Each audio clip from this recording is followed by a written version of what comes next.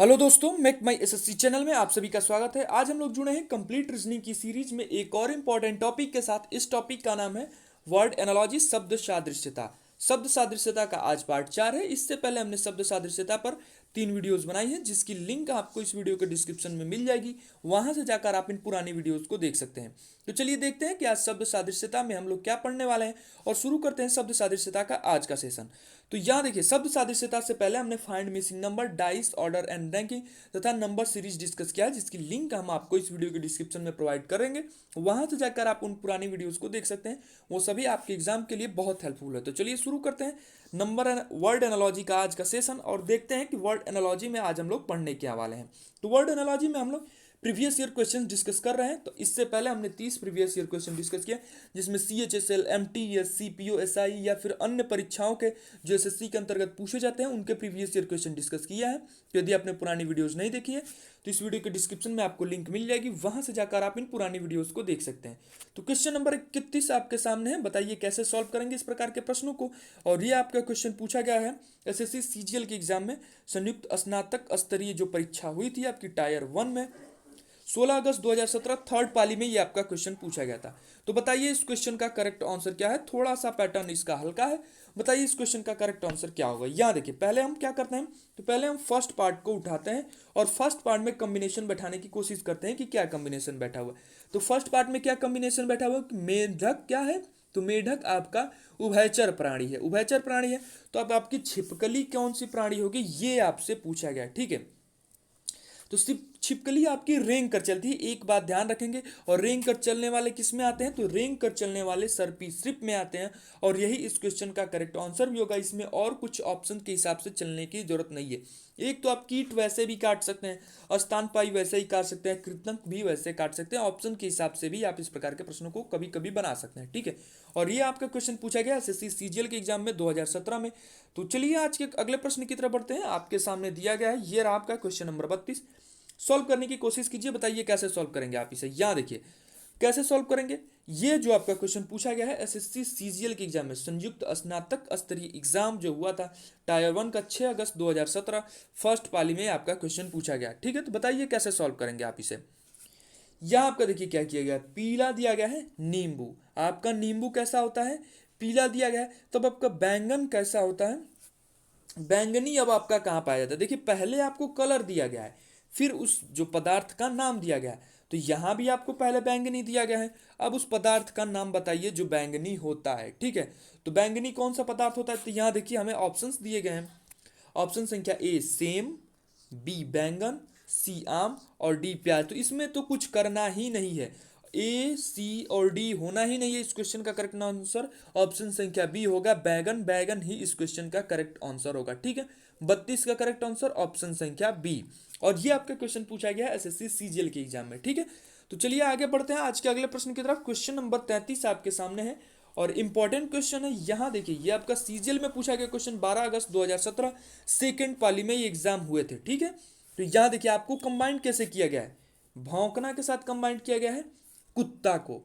पहले उसका बताया गया, उसकी क्वालिटी बताई गई, ये क्या करता है, भौंकता है। उसके बाद लगाया गया है कुत्ता को, लेकिन उससे भी कोई दिक्कत नहीं है। हमें यहाँ एक पार्ट दे दिया गया है लास्ट में, चिड़िया। ठीक है, अब हमें बस ज्ञात करना है कि चिड़िया करती क्या है। क्या चिड़िया घुरघुराती है, जी बिल्कुल नहीं। फुसफुसाना नहीं, चिल्लाना बिल्कुल नहीं। और इसका करेक्ट आंसर यहाँ देखिए आपको दिख रहा होगा, ऑप्शन संख्या डी। चिड़िया क्या करती है, तो चिड़िया चू चू करती है। और यही इस क्वेश्चन का करेक्ट आंसर भी होगा। SSC CGL का पूछा गया क्वेश्चन। यदि आप देख सकते हैं कि इस प्रकार के प्रश्नों को आप आसानी से 2 से 3 सेकंड में बना ले जाएंगे, यदि आपका कॉन्सेप्ट क्लियर है और यदि आपने बढ़िया प्रश्नों की प्रैक्टिस की है। बढ़िया प्रश्नों की प्रैक्टिस, SSC के प्रश्न एक मानक है। आप SSC के प्रश्नों की प्रैक्टिस कीजिए, जो आपके लिए सबसे बेस्ट है। ठीक है, तो चलिए आज के अगले प्रश्न की तरफ बढ़ते हैं। यहाँ है आपका सामने क्वेश्चन नंबर 34। अब बताइए इस क्वेश्चन का करेक्ट आंसर क्या होगा। यहाँ देखिए कैसे हम करेंगे। यहाँ 34 आपका करेक्ट आंसर कैसे होगा, न्यायालय को आपका कंबाइंड किससे किया गया है, न्यायालय को कंबाइंड किया गया है न्याय से। मतलब यदि आप न्यायालय जाते हैं तो वहां आपको क्या मिल जाएगा, तो वहां आपको मिलेगा न्याय। तो यदि आप महाविद्यालय या फिर यूनिवर्सिटी जाते हैं या फिर कॉलेज जाते हैं तो वहां आपको क्या मिलेगा, तो यहाँ देखिए शिक्षा मिल सकती है, तो जी बिल्कुल मिल सकती है, शिक्षा वहां मिलेगी। ऑप्शन संख्या ए आपका हो सकता है। ठीक है, लेकिन परिषद, परिषद एक अलग चीज है। वहाँ एक जगह की बात की जा रही है। परिणाम तो रिजल्ट तो कोई और चीज और गायक दल सिंगर आपको मिल सकते हैं, लेकिन जो मेनली आपको मिलेगा वो शिक्षा मिलेगा। और ऑप्शन संख्या ए ही इस क्वेश्चन का करेक्ट आंसर होगा, ऑप्शन संख्या ए। सीजीएल का ये आपका क्वेश्चन पूछा गया है स्टेनोग्राफर के एग्जाम में। Grade C and grade D के जो एग्जाम हुए थे 13 सितंबर 2017 एसएससी स्टेनोग्राफर के एग्जाम में, और सेकंड पाली में ये क्वेश्चन आपसे पूछा गया था। ठीक है, तो 34 का ऑप्शन संख्या ए शिक्षा। जिस प्रकार न्यायालय में हमें न्याय मिलता है उस प्रकार हमें महाविद्यालय में कौन से मिलता है, तो महाविद्यालय में हमें शिक्षा मिलती है। ठीक है, तो चलिए आगे बढ़ते हैं। यहां आपके सामने है क्वेश्चन नंबर 35। अब बताइए इसका करेक्ट आंसर क्या होगा। 35 का करेक्ट आंसर बताइए। आपके सामने जो 4 प्रश्न दिए गए हैं और ये आपका क्वेश्चन पूछा गया एसएससी स्टेनोग्राफर के एग्जाम में grade C and grade D 17 सितंबर 2017 सेकंड पाली में एग्जाम जो हुए थे उसमें ये क्वेश्चन पूछा गया। तो चलिए हम प्रश्नों की करने की कोशिश करते हैं। तो यहाँ देखिए, मुर्गी को आपका कंबाइंड किया गया है पिंजड़ा से। ठीक है, मुर्गी किस में रहती है, तो मुर्गी आपका यहाँ पिंजड़ा में रह सकती है। मुर्गी को आपका पिंजड़ा में कंबाइंड किया गया। अब पार्ट सेकंड में आइए, एनालॉजी में यही कहता है जो पार्ट सेकंड में जिस प्रकार कंबाइंड किया गया पार्ट फर्स्ट में उसी प्रकार कंबाइंड होना चाहिए। ठीक है, तो अब खरगोश आपका किस में रह सकता है। ठीक है, क्या खरगोश गुफा में रह सकता है।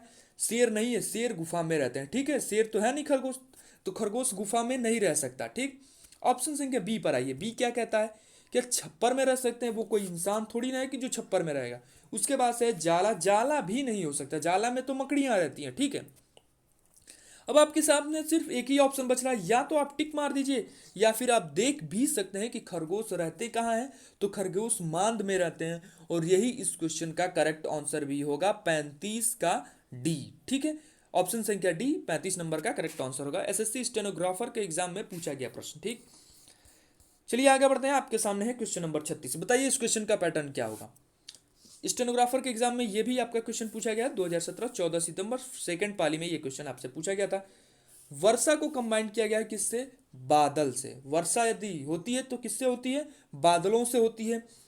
तो उष्मा किस चीज से निकलती है बताइए, ये बात आप हमें बताइए कि उष्मा किस चीज से निकलती है। ठीक है, तो अब हम इससे देखने की कोशिश करेंगे उष्मा किस चीज से निकलती है। वर्षा किससे होता है, बादल से होता है। ठीक है, तो उष्मा किस चीज से निकलती है, क्या दूरी से उष्मा निकलती है, नहीं, यहाँ कोई सेंस ही बना है। क्या रात्रि में उष्मा निकलती है, ये तो और जो बुरा था। दिन में उष्मा निकल सकती है, लेकिन किस चीज से पूछा गया है, हमसे पूछा गया किससे निकलती है। जैसे वर्षा बादल से होती है, आसमान तो लिखा नहीं है, दिन या रात तो वहां दिया गया नहीं गया है। ठीक है, तो यहाँ दिन भी नहीं हो सकता। अब आप बताइए आपको ऑप्शन में दिख क्या रहा है, तो अब ऑप्शन में आपको सिर्फ ऑप्शन संख्या बी ही तो दिख रहा है। तो बी ही इस क्वेश्चन का करेक्ट आंसर होगा, सूर्य। उष्मा आपकी किससे निकलती है, सूर्य से निकलती है। ऑप्शन संख्या बी ही इस क्वेश्चन का करेक्ट आंसर होगा। ठीक है, आगे बढ़े हम और आए क्वेश्चन नंबर 37 पे। बताइए करेक्ट आंसर क्या होगा। ये भी आपका क्वेश्चन स्टेनोग्राफर 14 सितंबर 2017 सेकंड पाली में स्टेनोग्राफर के एग्जाम में ये क्वेश्चन आपसे पूछा गया था। बताइए पैटर्न यहाँ क्या है। पैटर्न यहाँ समझने की कोशिश की, यहाँ हम देखते हैं। बगीचा को आपसे कंबाइन किया गया है पौधों से। बगीचा में क्या होता है, तो बगीचे में पौधे होते हैं। तो बताइए पुस्तक में फिर क्या होते हैं। पुस्तक में क्या होते हैं, अक्षर भी होते हैं। ठीक है, पुस्तक में अक्षर तो होंगे, लेकिन पृष्ठ भी होते हैं सफेद, या फिर लिखना। अब बताइए इसका करेक्ट आंसर क्या होगा। 37 का करेक्ट आंसर, अक्षर तो होते हैं लेकिन यहाँ देखिए पौधे दिया गया है, यहाँ घास भी तो दिया जा सकता था। तो किसी पर्टिकुलर संख्याओं की बात की जा रही है जो उसमें होनी चाहिए। अनलिमिटेड तो मान लीजिए इसमें, अगर इसमें घासों की बात किया जाए तो वो असंख्य हो सकते हैं। ठीक है, लेकिन जो पौधे हैं वो तो गिने चुने ही होंगे ना। तो अक्षर तो आपका हो नहीं सकता कि पुस्तक में आपके अक्षर होते हैं। ठीक है, अब आप आइए आगे। अब जैसे यहाँ आपका पृष्ठ, तो पृष्ठ आपका हो सकता है क्योंकि पुस्तक में पृष्ठ लिमिटेड होते हैं।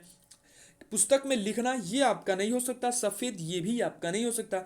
अब आपको सिर्फ ऑप्शन संख्या बी दिखाई दे रहा होगा, और यही इस क्वेश्चन का करेक्ट आंसर भी होगा, ऑप्शन संख्या बी। जिस प्रकार बगीचों में पौधे होते हैं उसी प्रकार पुस्तक में पृष्ठ होते हैं। स्टेनोग्राफर के एग्जाम में पूछा गया प्रश्न। ठीक है, तो चलिए आप आगे हम अगले क्वेश्चन की तरफ, क्वेश्चन नंबर 38 की तरफ। अब बताइए इस क्वेश्चन का करेक्ट आंसर क्या होगा।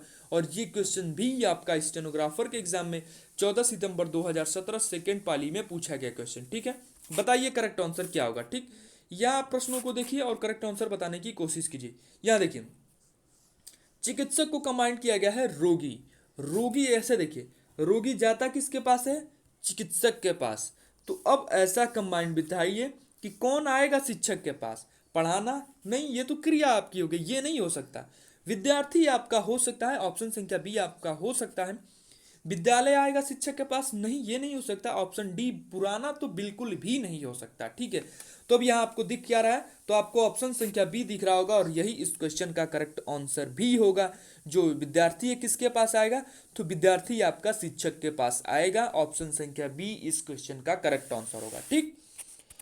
आज के अगले प्रश्न की तरफ, क्वेश्चन नंबर 39 आपके सामने है। अब बताइए करेक्ट आंसर क्या होगा। स्टेनोग्राफर के एग्जाम में पूछा गया प्रश्न, तो बताइए करेक्ट आंसर क्या होगा। Stenographer grade C and grade D 13 सितंबर 2017 फर्स्ट पाली में ये क्वेश्चन आपसे पूछा गया था।